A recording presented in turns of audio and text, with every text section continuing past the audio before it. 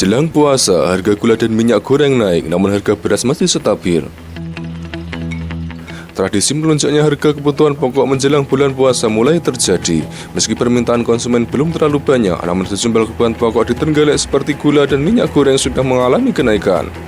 Harga gula melonjak naik dari harga sebelumnya Rp12.000 per kilogramnya, sekarang menjadi Rp15.000 per kilogram. Sedangkan harga minyak goreng mengalami kenaikan hingga Rp20.500 per kilogramnya.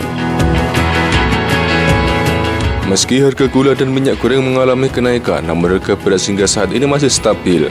Harga beras saat ini masih bertahan pada angka Rp8.200 per kilogramnya.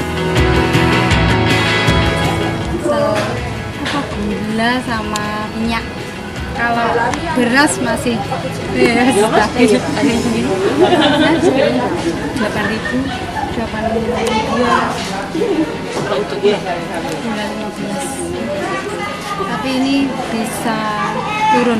Saya kita kok harga sate min. Minyak.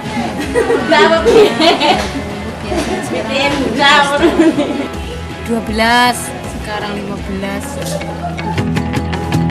Kenaikan sejumlah kebutuhan pokok ini dirasakan memberatkan masyarakat, khususnya ibu-ibu. Pasalnya, kenaikan sejumlah kebutuhan pokok ini terjadi saat harga BBM turun, namun harga kebutuhan pokok masih saja merangkak naik. Harganya melonjak tinggi sekali, belum puasa ini, apalagi nanti kalau udah puasa. Sembarang naik, ya kalau punya duit.